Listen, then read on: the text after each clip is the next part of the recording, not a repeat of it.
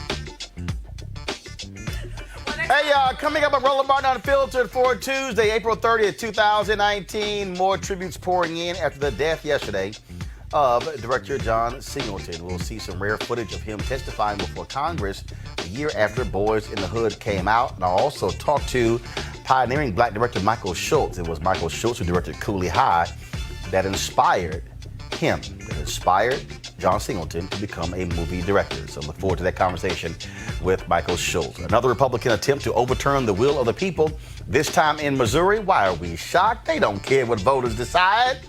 Also, the co-founder of Black Lives Matter is also the co-founder of a women's political action group has raised $60 million.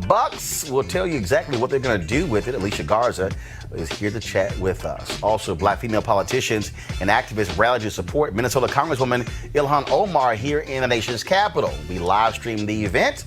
We'll also share with you what Congresswoman Ayanna Pressley, activist Aunt Angela Davis, and Omar had to say at today's rally sponsored by the Women's March. Also, we've got an update on the Bennett College accreditation problems from their president, Dr. Phyllis Dawkins. And the winner of last night's American Heart Association sponsored contest to improve health outcomes for African Americans, partnering with HBCUs, got checked for $100,000. We'll show you exactly who won. It's time to bring the funk. I'm Roland Martin Unfiltered. Let's go. He's got it. Whatever the miss, he's on it. Whatever it is, he's got the scoop, the fact, the find. And when it breaks, he's right on time and it's rolling. Best believe he's knowing. Putting it down from sports to news to politics. With entertainment just for kicks, he's rolling.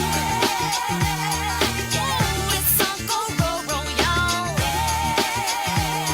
Yeah, it's Roland Martin. Rolling with Roland now.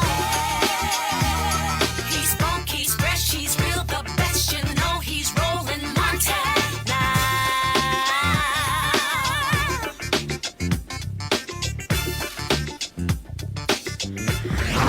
Martin.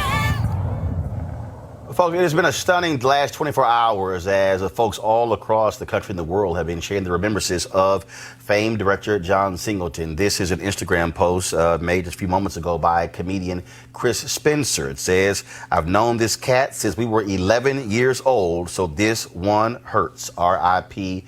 John." As I said, folks all across the spectrum, whether you're talking about people on air and off, longtime friends and colleagues of John Singleton have been sharing their thoughts. Of course, yesterday, he died at the age of 51 after suffering a massive stroke just a couple of weeks ago. Among the folks who have been sharing their thoughts is director Jordan Peele. This is what he had to say about John Singleton. Guys, pull that up, please. R.I.P. John Singleton. So sad to hear. John was a brave artist and a true inspiration. His vision changed everything. Jada Pinkett Smith had this to say about him.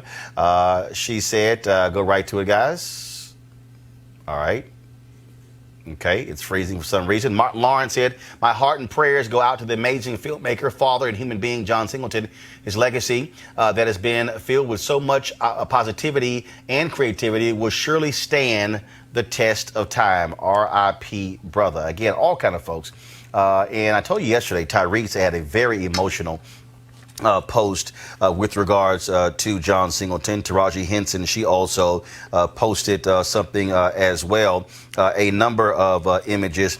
Let's go right to my iPad, Henry. This is what Taraji Henson posted. "My heart is broken. I'm at a loss for words. Can't stop crying. I will miss you, my dear friend John Singleton. You gave me my first big break in Baby Boy and again in Hustle and Flow. You believed in me when Hollywood did not get me at all. Throughout my career, when I needed advice, it was you I called, and you answered each and every time with sound advice.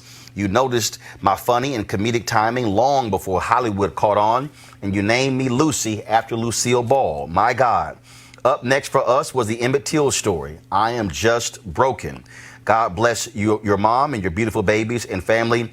Praying for all of our strength as we try and move on without you. My God, my God."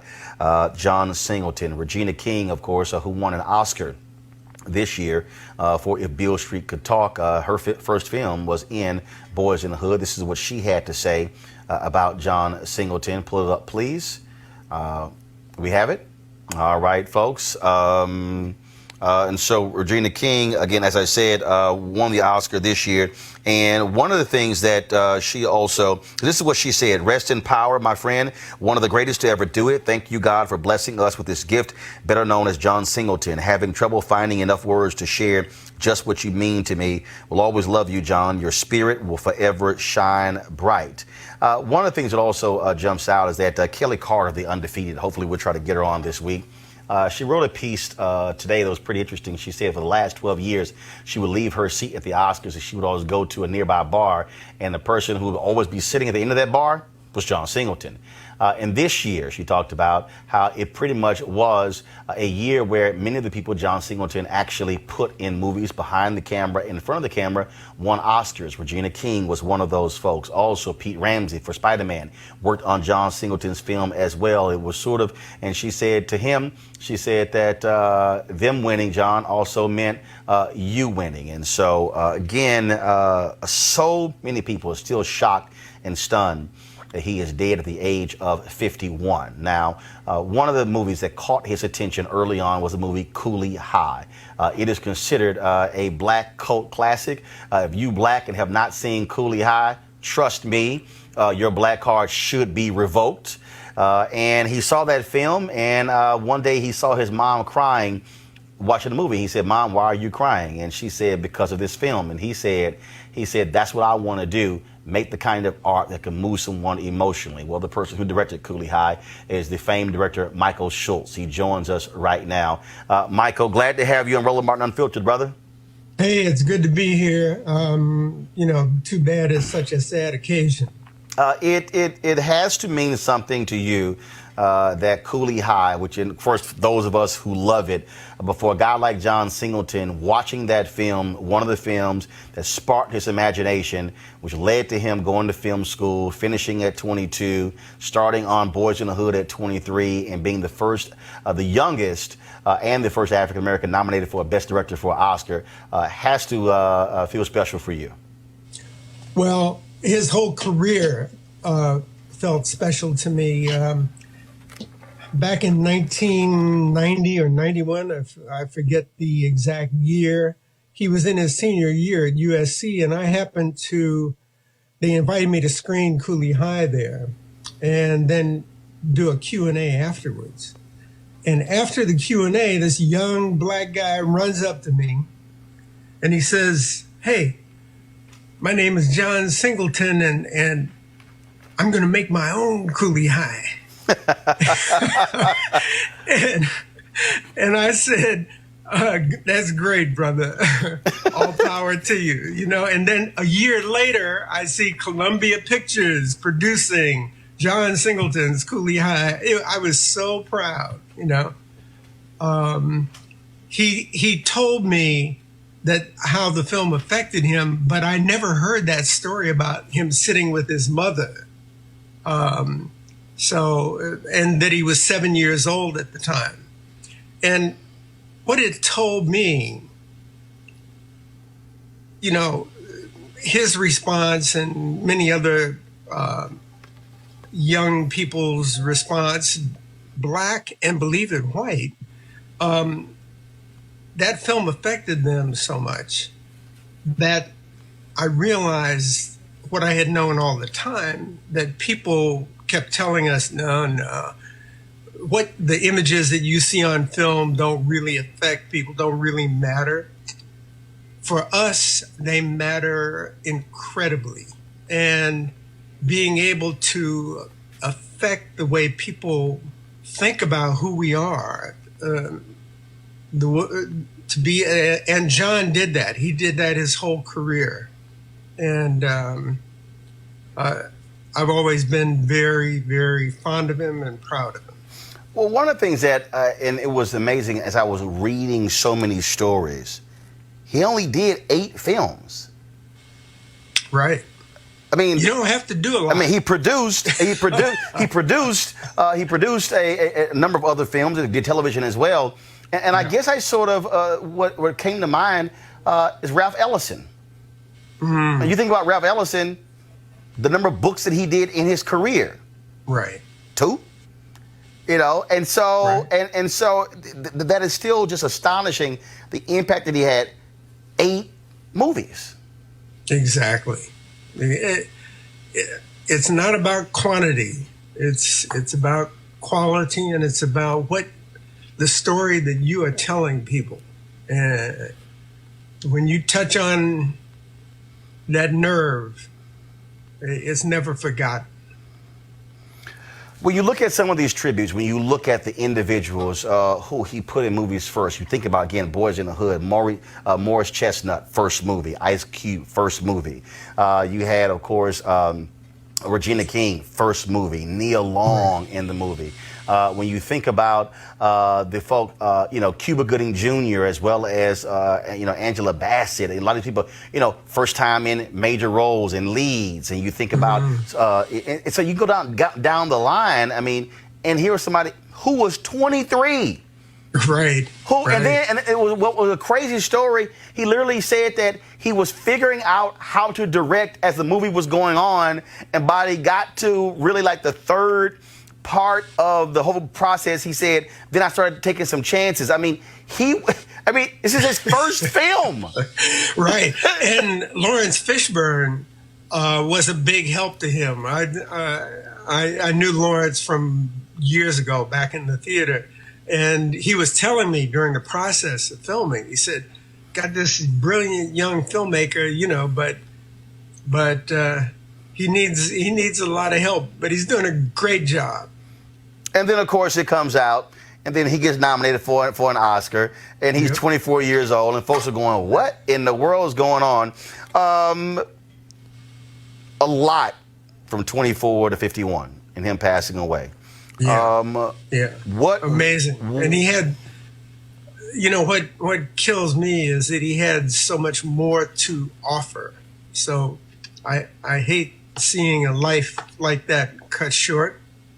But the brother left us a legacy that is critically important. And I hope all the folks out there, if they haven't seen all of his films, go through and do their own film class and watch them from 1 to 8. The photos we're seeing right now, folks, these are images that from my photo archives. The one with David Oyelowo took place at Oprah's home when they screened Selma. This is, of course, the photo from American Black Film Festival. This is the image that Mario Van Peebles sent us. We had him on the show on yesterday. This image here is when I interviewed John Singleton at the American Black Film Festival in 2017. And this is a shot here of Ava DuVernay that I shot at both of them and sent to her. And what's interesting, Michael, so we were at Oprah's house, and this was after the brunch that Sunday, and we're taking photos, and so John had this camera, and I forgot the name of the brand, and so we're sitting here taking these different photos, and he was so intense just getting the right photo, and he was like, "No, I'm gonna take it with my camera." I was like, "John, get in a damn photo." And so, like, we literally had to almost strangle him to have him give up the camera just to get in the photo. He was taken with David Oyelowo, Ava DuVernay, and others, and it was just so hilarious though. And so we had this conversation about cameras and just photos and different images, and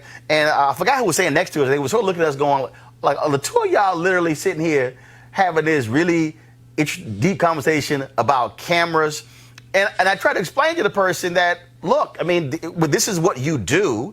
I mean, you are enamored with the craft, and so whether or not it's a video camera or a still camera, I mean, you always want the quality shot.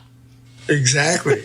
and always finding the next best piece of equipment to tell your story, Yeah, thank God it's all a tax write-off. With all of the gear that I have, you're absolutely right. When you think about the conversation the two of you had, what stands out? I just wanted to show this picture with John and Sidney Poitier. Wow. me, it may be a little blown out. No. We see it. We see it. Yeah. At the Directors Guild, we were doing a tribute to Sydney. So I'm looking forward to doing a tribute to John at the DGA. Your question was, what stands out? In terms of conversations the two of you had. You know, we were always talking film. And what always stood out to me with John was his kind of relentless desire to show the people that he grew up with, the people that he knew, to really put that picture up to the world so that there would be a understanding of who he was, of who they were, of who we are, you know? That's basically it. And the fun, that he always had a twinkle in his eye, like he was up to something. Very true. Very true. Very true. If the folks in the control room, if y'all can get that 13-second clip of when we were at ABFF, it was so funny because also he tried to come off as he was hard.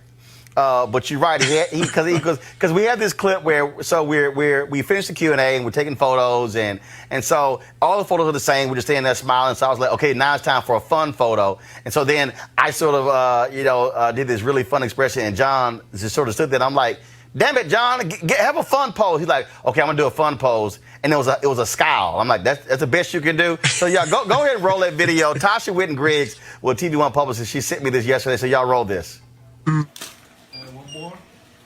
Okay, we're gonna do a fun one. That's your phone, John. God damn it, come on with the phone. You do that and not be like, yeah. So it's like so y'all were trying to have this hard look, but it was a little sly smile on his face.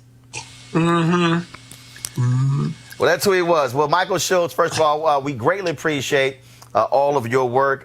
In fact, Tiffany Lofton, who was the NAACP Youth and College Division Director, probably a couple of years ago, we were, I was watching Car Wash and we were texting, and she had the audacity to say that Tiffany just turned 30, and she said she had never seen Car Wash, and I literally cussed her out. And I told her she would never be allowed to be on my show again unless she watched Car Wash. And so she literally came over with some friends that night to my house to watch Car Wash. And so I have a standard. My niece will tell you, everybody, if you do not watch Cooley High or Car Wash, you cannot be on my show. You can't be in my house if you black, because your black card will be revoked. Those two are on the list. 2 movies you directed. Well, thank you. Thank you for educating people. Well, Michael, we appreciate your work and all that you've done. And I look forward to getting back out to L.A. and you and I sitting down to have a great one-on-one conversation for our unfiltered audience. We appreciate it. Thanks a lot. Absolutely. Looking forward to it. Take care. All right. Thanks a bunch. Folks, we talk about, of course, filmmaking, but many folks did not realize that John also was about public policy. Congresswoman Karen Bass tweeted this video out, was when John Singleton appeared before Congress the year after Boys in the Hood came out, talking about the impact of public policy on the lives of young African Americans. Some boys and girls may choose sports, reading, or an artistic endeavor. For children in most inner cities, there is no such rite of passage that is clearly defined. And it's more difficult for a young American citizen to get a high school diploma than to get a gun. So with that, we really can't focus on the aftermath of the problem, our children living under violence, until we start to dissect the causes of this disease. And that lies in the quality of life in our youth. It's my belief that the prime factors that motivate children to drop out of school, steal, sell drugs, and possibly murder each other is the quality of their lives. Now, we could all say all the responsibility of the lives of these children lies solely with their parents. This is not wholly truth. All children growing up in this country should have the same rights when it comes to growing up into a responsible citizen. When the quality of their lives are made dysfunctional, the people are made inept. when the people are unable to take action against their frustrations, then the society in which they live becomes dysfunctional. If a child loses hope and doesn't believe he or she can affect the quality of life around them, then it makes it easier for them to disrespect themselves or their peers and the community in which they live. Whereas the actions of these children are in reaction to their quality of life, the inaction of federal and state governments towards any positive change is by far a more violent act.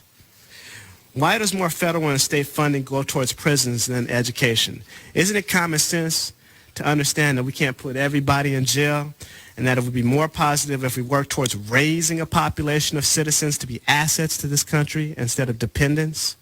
America right now is a dysfunctional family, and its children in some places in this country are only acting out the dysfunction of their elders. By investing in our children, we reap the fruit of what we once were and what we can be as a country. If the federal government does not start working towards a positive future for our children, then imagine what damage the next 10, 15, 20 years hold for our country. If we raise a population of indifferent youth, you can expect far more incidents like the LA riots that will not be exclusive to larger American cities. This would be the ultimate violent act, and we would only have ourselves to blame and not our children. Peace. All right, folks, let's bring in our panel. Malik Abdul, Vice President, Black Conservative Federation. Kelly Bethea, Communications Strategist. Also joining us, Alicia Garza, co-founder of Black Lives Matter, and Mustafa Santiago Ali, former Senior Advisor for the Environmental Justice at the EPA via Skype. I want to start with you, Alicia.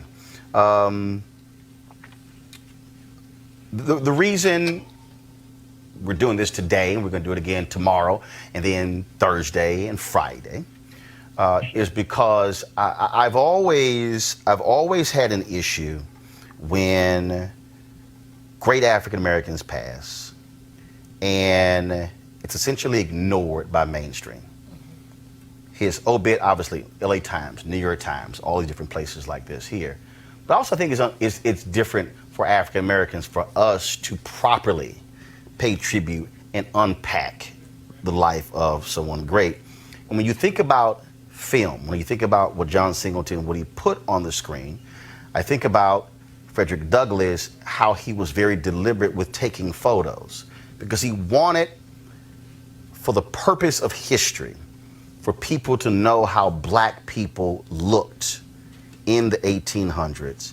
And then if you compare the portraits of Frederick Douglass, looking very astute in his clothing, to whites of the time as well, people have to understand the power of images and why us framing it is critically important. And that's what John Singleton did. So the question is... Speak to that issue. Yeah. Well, listen, I mean, first of all, John Singleton was incredible, and his loss is devastating, not just to black communities, but I think to art and culture and film. John Singleton was one of the first to really portray conditions in black communities across America. He was one of the first to demonstrate the process of gentrification, right? I mean, a lot of how I learned about what gentrification was through watching John Singleton movies, where he's bringing social, economic, and cultural issues to the forefront and, in a lot of ways, into the mainstream. And it is true that black artists and black influencers, and not influencers on Twitter, I mean like people who are shaping our society, are not only not lionized while they're alive, but they're also not lionized when they die. And we do have an opportunity to change that. I think we are in a moment where it is important not just to lift up whatever controversies may have surrounded his art, but also to lift up the ways in which he really advanced not only the careers, but the art of a number of black artists that have literally changed the entertainment industry. And Kelly, that's why I think if you say only doing 8 films, and obviously doing television and producing other films, but it was the folks who he was able to bring in. When you talk about Spike Lee as well, I always make the point when I look at cable news, when I look at the folks who are black, and I'm seeing them on MSNBC and CNN, and I'm going, but I also know when I put them on television first, that was deliberate. Because a lot of people don't understand that you can actually impact broader society just elevating people in your space, where you're not necessarily you don't have to be the CEO of a network, but in your space, if you use your space to elevate others, then you can actually change society. And I think when you look at the roll call of people who he put in movies first and how they've been able to just branch and go on and on and on, and then also replicate what he did, that's how I think you utilize your power. So although he dies at 51, the impact goes far beyond him passing away in 2019. No, absolutely. Not only did he impact those people who he brought in, he paved the way for people who didn't even know him personally until they were in the space of John Singleton, such as Jordan Peele and Ava DuVernay and other black directors, producers, what have you. The loss is great. The movie that impacted me the most, while a lot of people are talking about, yes, Poetic Justice, Boys in the Hood, the like, my movie is Rosewood. Because not only with Boys in the Hood and Poetic Justice, Higher Learning, we saw what black people are like in the era that we were in. Right. And then Rosewood taught us that history was really just repeating itself, right? In terms of our status in society, how we had to navigate things, but also the fact that our people were still excellent in that era. And I had never seen a movie in that context before Rosewood. So for me, that's my movie. That's what my impact was. Mustafa, when you think about what is mine, the reality is when he sent his script for Boys in the Hood, when they said, let's do this, he was adamant, I will direct it. And, okay, think about it. He's 22 years old, just out of film school, major studio, and he says from the get-go, no one else is going to direct this. I am going to direct it. That is important when you talk about owning your voice and controlling the narrative. Without a doubt. I mean, I think it shows that he had a very early understanding about power and how to make sure that you are pulling all the pieces together, that you are framing out the narrative, that you are telling the narrative, and that you are retaining the rights that are so necessary to make sure that we don't lose control of our stories. When I think about people like Melvin Van Peebles, when I think about Gordon Parks, I put John in that same category because they're telling our stories and they're telling them in an authentic way, but they're also making sure that there's power in that process. And I think that that's so important, and so many people miss that. Malik? Yeah, I actually listened to a lot of the conversation that people have been having about him. I will say my movies. I'm a huge fan of Poetic Justice, in part because Tupac is in that movie, and it's actually, I don't know if that's the only movie that he's ever been in. But no, he's been in others. Several. Yeah, but that was one of the ones that I always remember. And Kelly, you actually got my Rosewood one because my mother and I were talking about this, and that's one of the movies that we think about because it's one of those. There are a lot. For me, it was similar to what School Days was. When I watch things like Higher Learning, Poetic Justice, because it's talking about specific issues at that time, ironically, that we're still dealing with today. So, I applaud his legacy and hope that we, in platforms like this, that we're able to use these platforms to really honor our people when they're here, not just when they're gone. So. Well, when I interviewed him in 2017 at ABFF, we talked about Baby Boy, and he got a huge laugh because I hated Baby Boy. Literally, I saw Baby Boy, and I wanted to whoop Jody's ass. I didn't like it. You don't understand. I can't stand sorry ass me. I don't like Baby Boy. I can't. I'm glad you said it. No. John Holland. He said, no. You were supposed to hate Jody. And so we had this. He cracked up laughing when I said, dude, you don't understand. I could not watch Baby Boy for 5 years after it came out. I saw it and was pissed. I was like, John, you don't understand. And so I said, then when I watched it again, I said, so now, I said, for me now, I said, Baby Boy went from a drama to a comedy. He hollered. He hollered. I just said, look, I said, dude, I said, I wanted to whoop. I was like whoop his ass like Ving Rhames, because I can't stand the sorry man. And so we're going to continue our tribute to John Singleton tomorrow right here on News 1 Now. I'm going to go to a break right now, and we'll be back. We'll come talk politics on Roland Martin Unfiltered. You want to check out Roland Martin Unfiltered? YouTube.com/Roland S. Martin. And subscribe to our YouTube channel. There's only one daily digital show out here that keeps it black and keep it real. It's Roland Martin Unfiltered. See that name right there? Roland Martin Unfiltered. Like, share, and subscribe to our YouTube channel. That's YouTube.com/Roland S. Martin. And don't forget to turn on your notifications so when we go live, you'll know it. I'm telling you, I was crazy. All the things. All right, y'all. Let's get right. What are you doing? Supports our daily digital show. There's only one daily digital show out here that keeps it black and keep it real. It's Roland Martin Unfiltered. Support the Roland Martin Unfiltered daily digital show by going to RolandMartinUnfiltered.com. Our goal is to get 20,000 of our fans contributing $50 each for the whole year. You can make this possible. RolandMartinUnfiltered.com. Gone.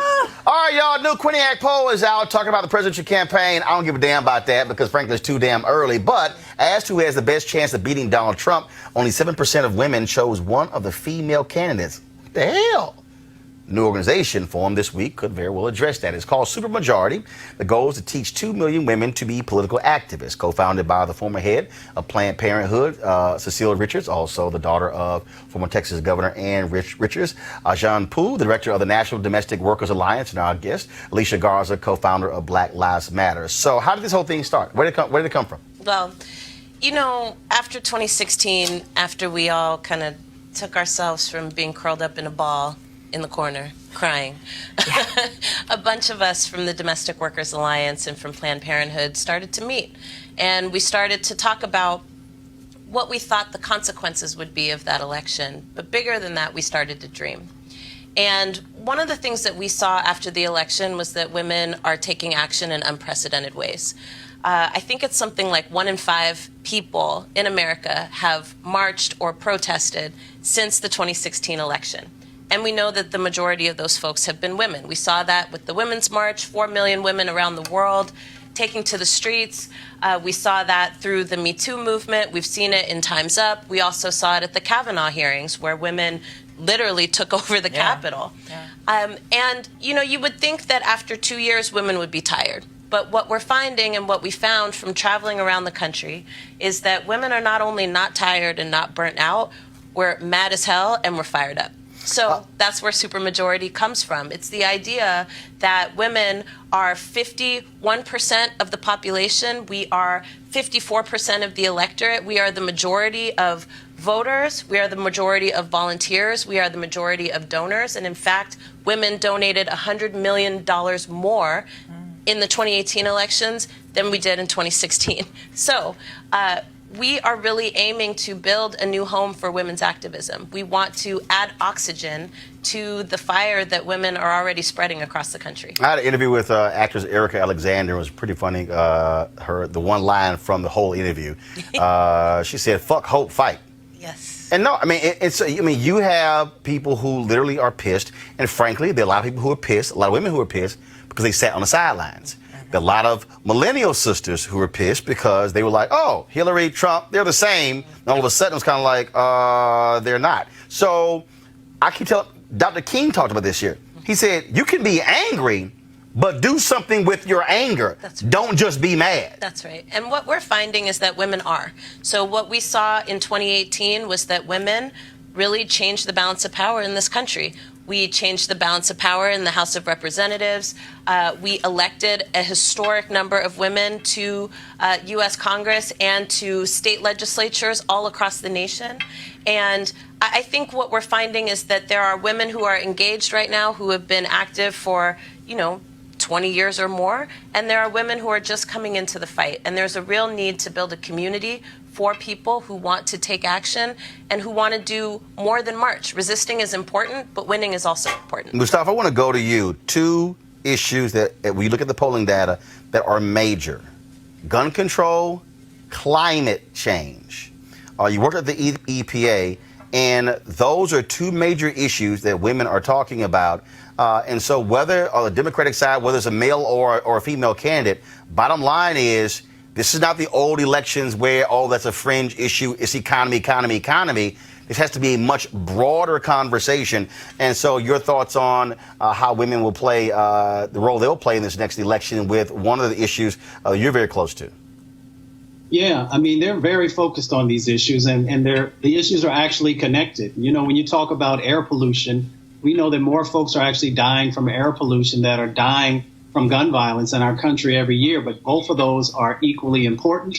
And that's why these folks who want our vote have to understand both the intersectionality, but also that this is a part of this new paradigm that folks are focusing on. So many different types of groups are coming together and saying that if you're not going to focus on these issues, you're not going to get our vote.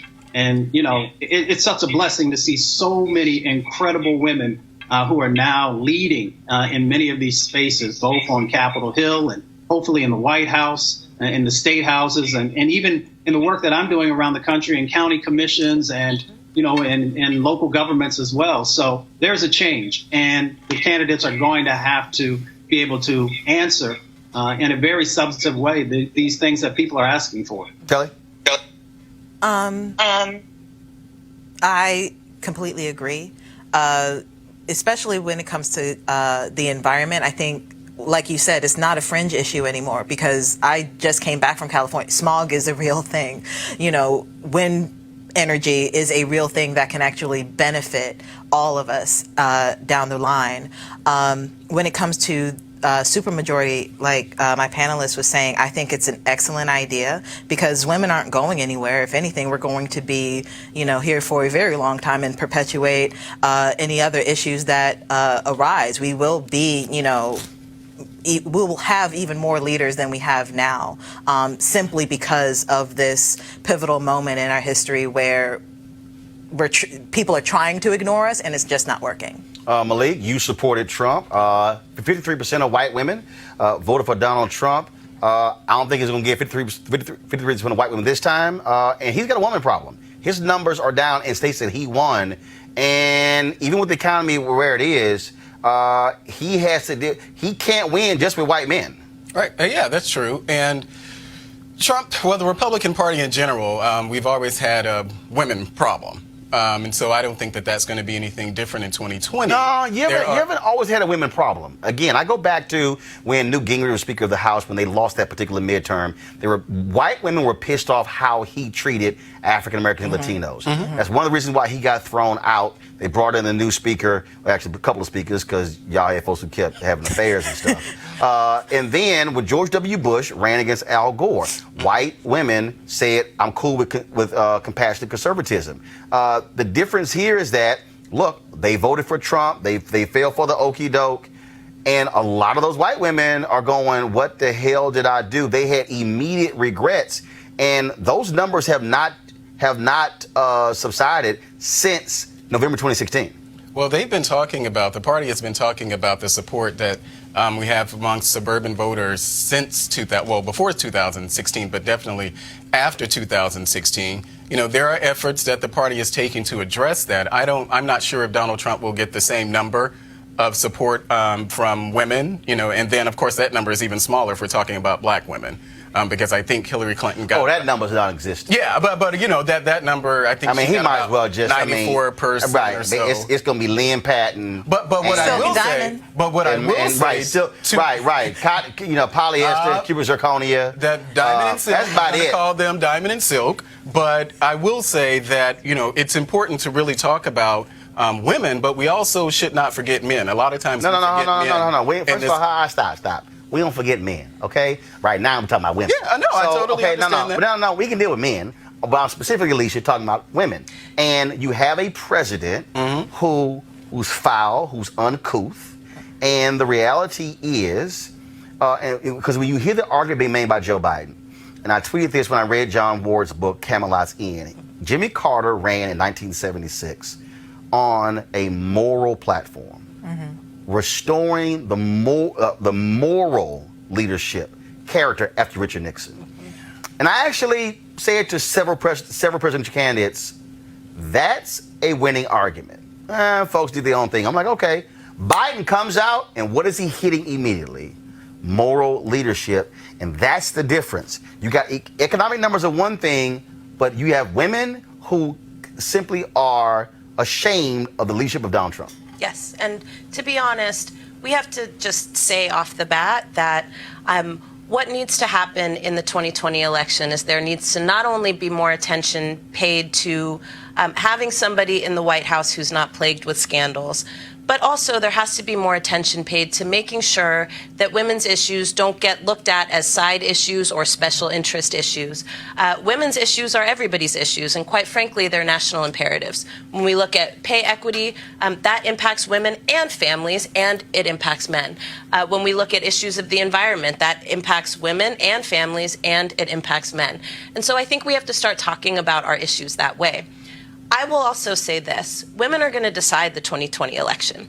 It is going to be women who are going to decide who is in the White House and who are in state legislatures across the country. We already saw a taste of that in the midterms, and we're going to see it even more in 2020.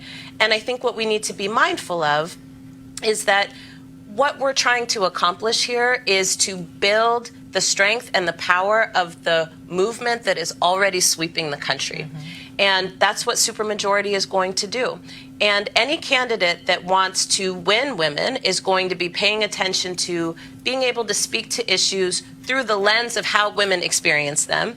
And then they're going to go a level deeper. They're going to be able to speak to issues. They're going to have to articulate policies that speak to the way that women and women of color and poor women and immigrant women are experiencing those issues every single day. And if candidates are not able to do that, they are not going to win women's votes. And when you see Donald Trump consistently attacking women, you see him, whether it's Congresswoman Maxine Waters, Congresswoman Rashida Tlaib, or Congresswoman Ilhan Omar. I mean, you're seeing that. In fact, today, on the steps of the Capitol, black women, they were participating in a march, or rally organized by the Women's March to support Congresswoman Ilhan Omar of Minnesota. There were a number of speakers who were there. We live streamed that event. If you go to our YouTube channel, you can actually see it. And later tonight, we'll actually live stream the whole rally again. See, that's the other thing. When you own your shit, you can do that. So we didn't have to ask somebody to do it. That's what happens. And my point is, see, Malik, you can be a man and still cover a women's rally. That's my point. All right, so folks, our cameras were there, and if you missed it, here's some of what took place. I am changing the things I can no longer accept. And from R. Kelly to Donald Trump, what we can no longer accept is the silencing of black women. This is the reckoning. This is us assuming our rightful place as the table shakers, as the truth tellers, as the justice seekers, as the preservers of democracy. We are demanding that you trust black women, that you see black women, that you believe black women, and honor us for the role that we have played as healers and preservers of this democracy and this nation. We defend Ilhan because we contest the conflation of legitimate, impassioned critique of Israel with anti-Semitism and the fabrication of a notion that when the left calls for justice in Palestine, when the left supports BDS, then it has become the anti-Semitic left. This indicates a failure to take anti-Semitism seriously. If you want to effectively challenge anti-Semitism, then you must recognize the intersections and interrelations of anti-Semitism and Islamophobia. And of course, the recent attacks on synagogues and mosques are evidence of this convergence. Yes. I'd like to thank Jewish Voice for Peace, and if not now, for continually reminding us of this connection. And finally, as Black women in defense of Ilhan Omar, we invite all who believe in freedom and justice and peace to join us. So a sister of mine on TV said, the thing that upsets the occupant of the White House, his goons in the Republican Party, many of our colleagues in the Democratic Party,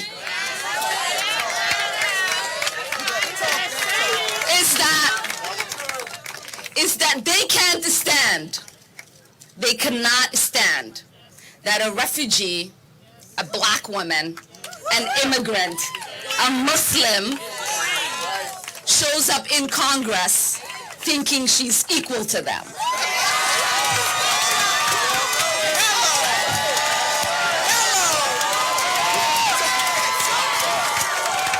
But I say to them, how else did you expect me to show up? So when this occupant of the White House chooses to attack me, we know that attack isn't for Ilhan. That attack is the continuation of the attacks that he's leveled against women, against people of color, against immigrants, against refugees, and certainly against Muslims. And at this moment, the occupant of the White House, as my sister Ayanna likes to call him, and his allies are doing everything that they can to distance themselves and misinform the public from the monsters that they created that is terrorizing the Jewish community and the Muslim community. Because when we are talking about anti-Semitism, we must also talk about Islamophobia. It's two sides of the same coin of bigotry.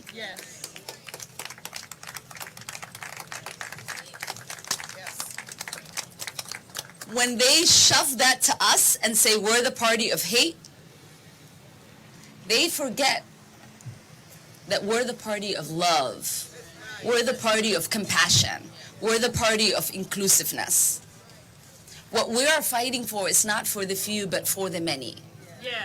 So I can't ever speak of Islamophobia and fight for Muslims if I am not willing to fight against anti-Semitism.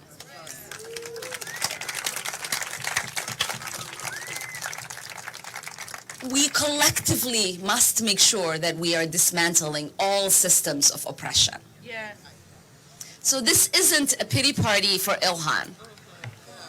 This is about a show of strength.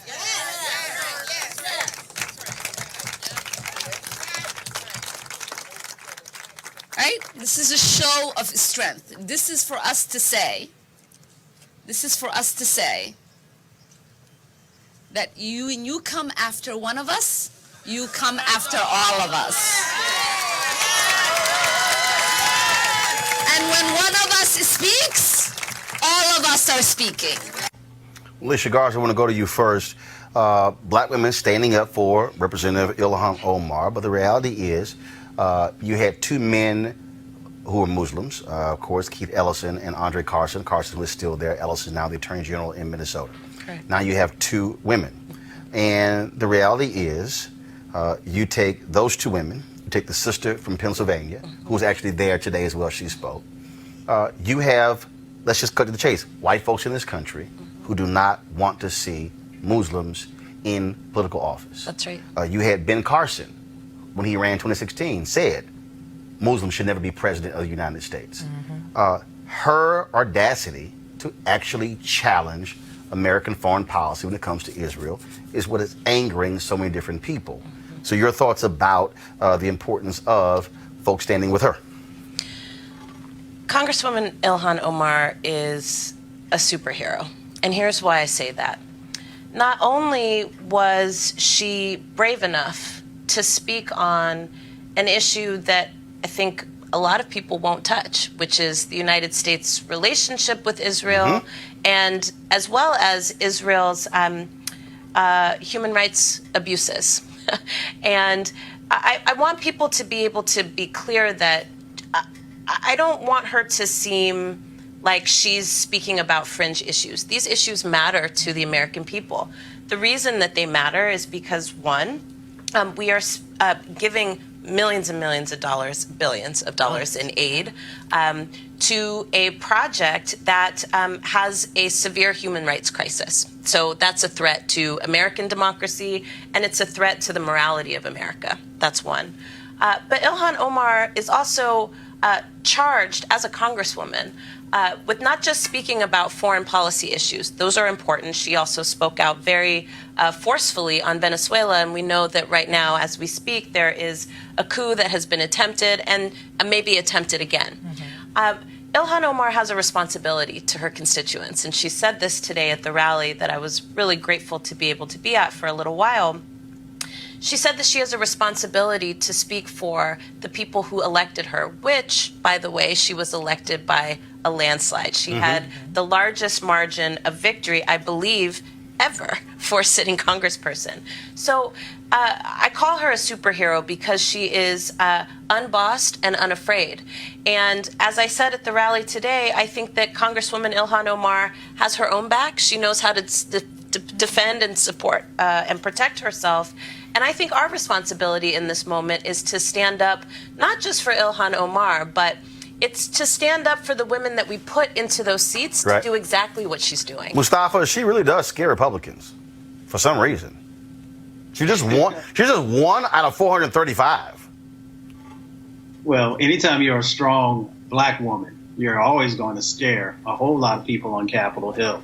When you speak and the voice of Sojourner Truth comes through, you're going to scare folks. When you're willing, like Rosa Parks, to stand against injustice, you're going to scare some folks. So I have nothing but the utmost respect for Congresswoman Omar and how she presents herself and how she is willing to really be anchored in her truth and helping others to understand that she's trying to pull people together, and she has done that throughout her career. But she's also going to stand for what's right. She's going to stand against injustice, and she's going to call it out when she sees it. Malik, what's up with Republicans and Omar? Yeah, I don't think that Republicans are afraid of Congresswoman Omar at all. I don't think we have anything to be afraid of. But I do know that there's, I'm willing to acknowledge that part of this conversation that we're having about her comments really deal with the nuances of our foreign policy, support for Israel. So I'm willing to concede that there are definitely nuances. But unfortunately, we live in a country where we really don't talk a lot of nuance, whether we're talking about race. So we do. Other shows, but go ahead. Yeah, but the larger I just want to separate us from the rest of the people. No, and you're go right absolutely ahead. right. Go ahead. Yeah, so whether we're talking about race, whether we're talking about sexuality, homophobia, anti-Semitism, there aren't a lot of nuances. It's either black or white. And so I think part of the resistance or the response to the Congresswoman, if you will, is an extension of that. So we say, okay, you know what? No nuances around our relationship with Israel. None. Zero. Because we live in a society where that has become the norm. And like I said, I think it's an extension of the other conversations that we're having. Kelly? I don't disagree with you per se, but another angle that I've been looking at for quite some time, especially when it comes to Omar, is the blatant hypocrisy of these people who call themselves Christian. Because it has nothing to do with I don't think it's not that it has nothing to do with her being a woman, but the predominant factor is the fact that she is a representative in the United States House wearing a hijab. You know, because like you said, we've had. Oh, you saw what happened in Pennsylvania. Yeah. The day the sister got sworn in, there was a white woman who gave a prayer. There was essentially an assault on that woman being sworn in, and she basically was saying that woman has no place in this state house. Which is the most unchristian-like thing that I have ever seen come out of a politician in my era. I'm sure there has been plenty of it. Oh, yeah, there have been. There are plenty of things. But the fact of the matter is, she is representing her district well. She is one of the most American representatives we have in the House because she's doing her job so well. So the fact that we have, frankly, a bunch of, older white men who are set in their ways, and some other, white women as well, and maybe some people of color who don't like her either because of just her being a Muslim, and it's hypocritical. It's hypocritical and it's unchristian-like. And for you to represent or say that you represent Jesus or say that you represent God and you're aligning yourself with Israel because you worship the same God, keep in mind that Allah is technically that God too. So you are forsaking your brothers and sisters for what? Well, but again, that's called nuance, and so they don't like that. Alicia, final comment, go. Well, let's just add this nuance, and I agree with that 100%. But I think we also have to centralize this conversation in a conversation about power.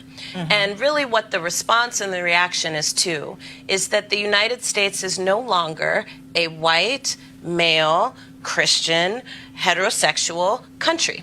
The country is changing. Demographically, we are changing. Economically, we are changing. There's a lot of change that's happening. And there's a power struggle that's happening right now between who will keep dominance or who will take dominance. And I think what Ilhan Omar represents, as well as Ayanna Pressley and Rashida Tlaib, is the change that America is becoming. And that is frightening to those who are in power, who want to keep their power. And so I want to make sure that we centralize this conversation in power, because I think it is both about being afraid of change, but it's also very much about wanting to still control where resources go. It's about wanting to still be able to control the story of who America is and isn't. It's about wanting to be able to control whether or not people get to make decisions over their own lives, or who makes those decisions. And so we should contextualize this conversation. There you go. Folks, some breaking news here. Here we go to my iPad. Empire has been renewed for a 6th season, but not Jussie Smollett. Let me explain. This is from Deadline.com. The story says, quote, by mutual agreement, the studio has negotiated an extension to Jussie Smollett's option for season 6, but at this time, there are no plans for the character of Jamal to return to Empire. His representatives have released a statement. We've been told that Jussie will not be on Empire in the beginning of the season, but he appreciates they have extended his contract to keep Jamal's future open. That was and most importantly, he is grateful to Fox and Empire leadership, cast, crew, and fans for their unwavering support. Wow, Mustafa, charges were cleared, but there still seems to be a cloud hanging over Jussie Smollett's head that Empire will continue, but not with him. Empire is a powerful show. It tells many important stories. It's employed a lot of individuals. And, I hope that the situation with Jussie gets resolved. It's always interesting, Roland, that, we give passes to so many other folks who sometimes get caught up in situations. So I hope that everything just kind of resolves. They just had, Alicia, a huge storyline. The first 2 black gay men married in prime time. But the way this is being played, that could be the last you see Smollett on Empire. It's true. I mean, we should be concerned about any time that we let the Chicago Police Department control the narrative about what happened or didn't happen. There's been a big backlash, and certainly there's a backlash right now against Kim Foxx, who was called to testify today to explain the reason that her office, dropped charges against Jussie Smollett. I think that, honestly, I really hope in my heart that not only is there healing that's able to happen, but that restoration occurs. I will also say that I hope this doesn't turn our attention away from the ways in which police departments need to be reformed.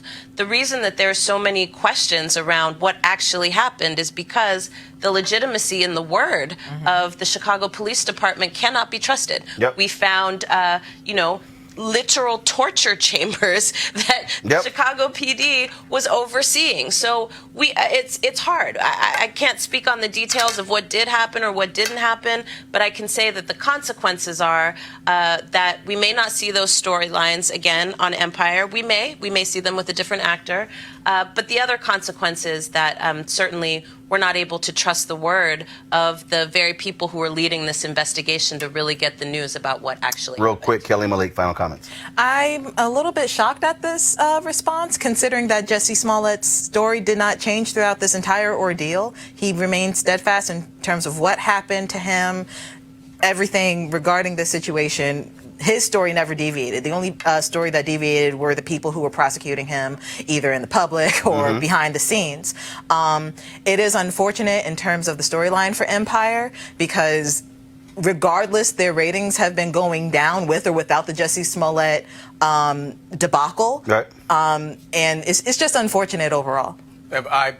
I've said before, I don't believe him. I didn't believe him when he said it. I don't believe him now. I do think that it's Empire. They seem, Lee Daniels, I think it is. Yeah, Lee Daniels. Yeah, he just seems to be making a good move. I don't think that Jussie First of all, this wasn't Lee Daniels' call, the studio call. Well, the studio call. But I don't think that this will affect the show, whether Jussie is on the show or not. But I'm perfectly fine with him not being on there because I still don't believe his story. Well, folks, of course, I did. I was texting Jussie, and he, of course, referred me to the statement that was issued by his representatives. And so we'll see what happens next with that. Real quick, last night we were in Greensboro, North Carolina, for the American Heart Association, their initiative to create healthy alternatives in communities focusing on HBCUs. 5 HBCUs were finalists. Let's see if I can remember them all. They were Bennett, Howard University, Winston-Salem State, Johnson C. Smith, Virginia State. They were the 5 finalists. Okay. And here's me unveiling the winner of the $100,000 grant. The winner of the American Heart Association, this urban health initiative, Johnson C. Smith University. All right, way to go, way to go, way to go, way to go, way to go. All right, give it up for Johnson C. Smith University.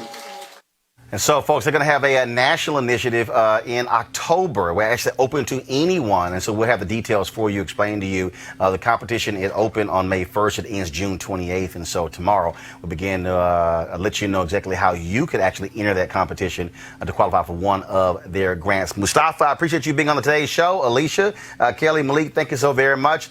Folks, if you want to support Roland Martin Unfiltered, please do so by going to RolandMartinUnfiltered.com. Remember early in the show when I said when you own your shit, you can do what you do? That's why this is important, because I didn't ask anybody else, could we go cover the rally Black women had for Congresswoman Ilhan Omar? I asked myself. And that's why it's important for us to own our own stuff, to control our narrative. So we're not asking somebody else, can we please go cover Black people? But the only way that can happen is if Black people also support Black media.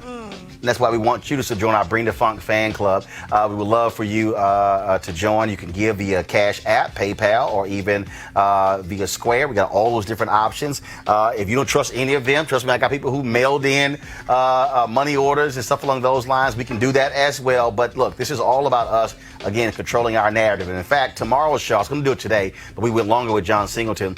I'm going to have my interview with the president of Bennett College. Remember, they were supposed to raise $5 million to keep their accreditation. They raised $9.5 million, and they still won't give it to them. Now Bennett is suing the accreditation agency, and so I'll have those details tomorrow on the show. And of course, we'll continue our tributes to John Singleton as well. And so again, RolandMartinUnfiltered.com.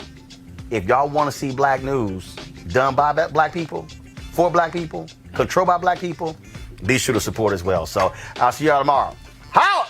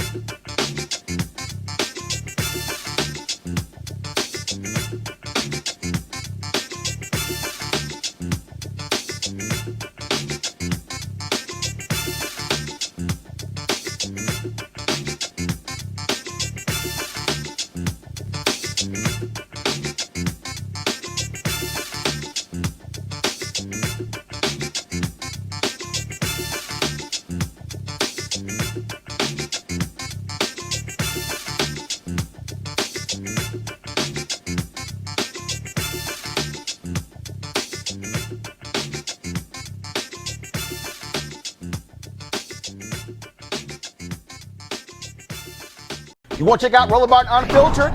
YouTube.com/Roland S. Martin. And subscribe to our YouTube channel. There's only one daily digital show out here that keeps it black and keep it real. It's Roland Martin Unfiltered. See that name right there? Roland Martin Unfiltered. Like, share, and subscribe to our YouTube channel. That's YouTube.com/Roland S. Martin. And don't forget to turn on your notifications so when we go live, you'll know it. Hey fam, want to check out Roland Martin Unfiltered? The blackest show on all of digital, cable, and broadcast. Check out our audio podcast. There's only one daily digital show out here that keeps it black and keep it real. It's Roland Martin Unfiltered. Press play. You want to support Roland Martin Unfiltered? Be sure to join our Bring the Funk fan club. Every dollar that you give to us supports our daily digital show. There's only one daily digital show out here that keeps it black and keep it real. It's Roland Martin Unfiltered. Support the Roland Martin Unfiltered daily digital show by going to RolandMartinUnfiltered.com. Our goal is to get 20,000 of our fans contributing $50 each for the whole year. You can make this possible. RolandMartinUnfiltered.com.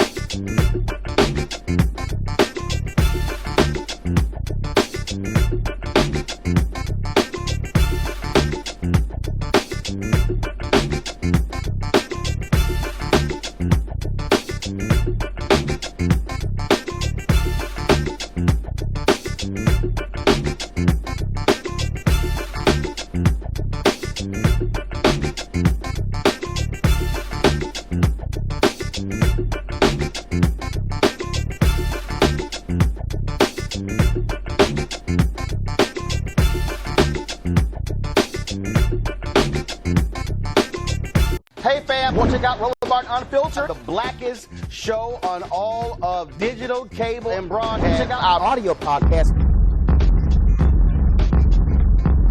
There's only one daily digital show out here that keeps it black and keep it real. It's Roland Martin Unfiltered. Press play.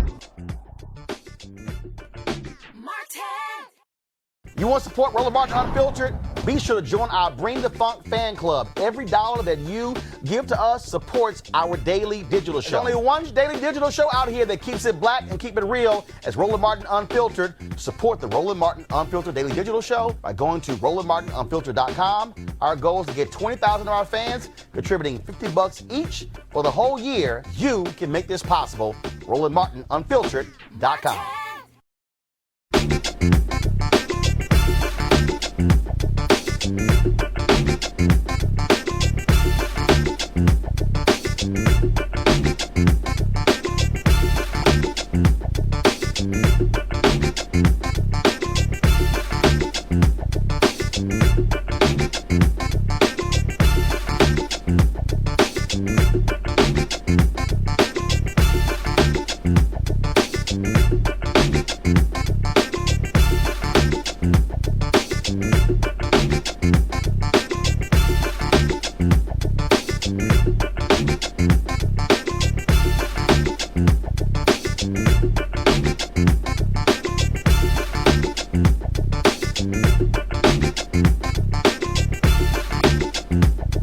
Peace.